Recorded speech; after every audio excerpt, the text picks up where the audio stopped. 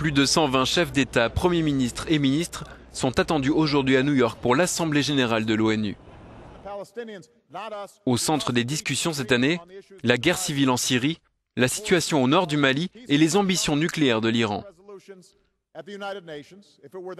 Comme chaque année, le président iranien Mahmoud Ahmadinejad a profité de la tribune des Nations Unies dès hier pour fustiger les puissances occidentales qui imposent des sanctions à son pays à cause de son programme nucléaire.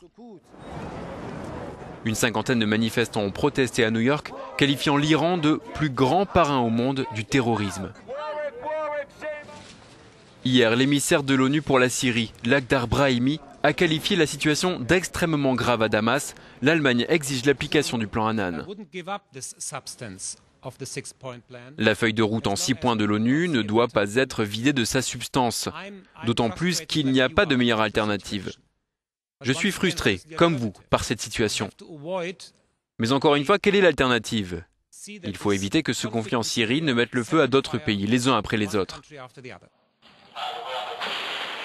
Le président américain Barack Obama devrait évoquer dès aujourd'hui la guerre en Syrie. Un dossier bloqué au Conseil de sécurité de l'ONU en raison de l'opposition de Pékin et Moscou à des sanctions contre Damas.